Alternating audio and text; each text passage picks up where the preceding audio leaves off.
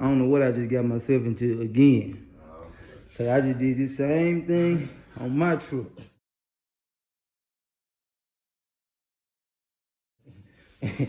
So my guy wanna do a 4-inch drop. He already did the 2-inch shackle. So we getting ready to do the hanger. So you know, you've been on YouTube, you've been looking at these videos. The shit is not as simple as they say it's supposed to be. So you know this junk here got rivets on it. And with these rivets, you got to grind it down. Then you got to take a big ass hammer and whatnot and beat that motherfucker out. So we got 2 left on this side, and we'll be done on this side. And of course on this side, you know you got to drop the tank a little bit just to get the bolts in, to bolt that motherfucker back up. Snowing outside and it's cold in this bitch. So we finna try to get this shit here done. My guy looking loud, he like, shit, I shouldn't even fuck with this shit.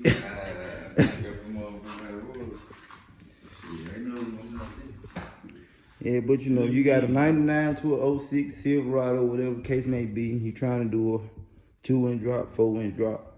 When you get to the hangers, that's what you got to do. So we finna get back to beating on this shit and see if we can all get it knocked out.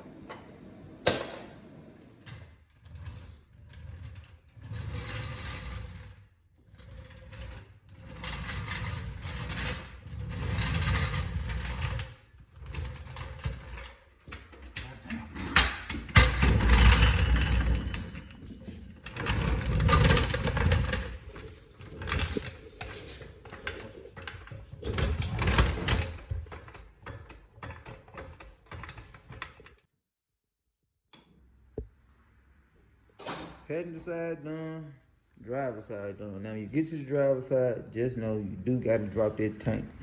If not, you're not gonna be able to get them bolts behind that frame right there. But